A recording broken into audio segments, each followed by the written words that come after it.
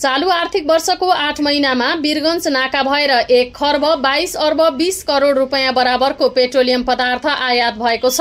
Diesel, petrol, liquefied petroleum gas LPG, aviation turbine fuel ETF र मट्टीतेल आयात भएको हो। गत आर्थिक वर्षको 8 महिनाको तुलनामा चालू आर्थिक वर्षको सोही अवधिमा 1 अर्ब 67 करोड रुपैयाँ बढीको पेट्रोलियम पदार्थ आयात भएको हो। गत आर्थिक वर्षको 8 महिनामा 1 खर्ब 20 अर्ब 53 करोडको पेट्रोलियम पदार्थ आयात भएको थियो। वीरगञ्ज भन्सार कार्यालयका प्रमुख भन्सार प्रशासक दीपक लामिछानेले चालू आर्थिक वर्षमा पेट्रोलियम पदार्थको आयात र राजस्व बढेको बताउनुभयो। अहिले पूर्वाधार निर्माणको समय भएकाले पनि पेट्रोलियम पदार्थको आयात बढेको देखिन्छ। उहाँले भन्नुभयो, कार्यालयका अनुसार चालू आर्थिक वर्षको 8 महिनामा सबै खालका पेट्रोलियम पदार्थको आयातबाट 50 अर्ब 13 करोड रुपैयाँ राजस्व संकलन भएको छ।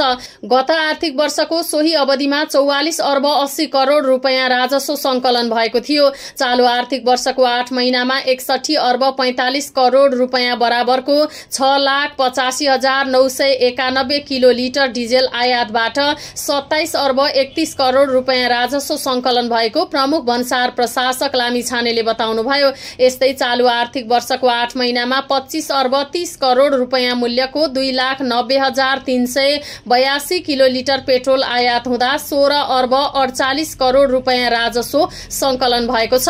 चालू आर्थिक वर्षको 8 महिनामा 24 अर्ब 5 करोड रुपैयाँ मूल्य बराबरको 21 करोड 42,781 किलोग्राम एलपीजी ग्यास आयात भएको छ।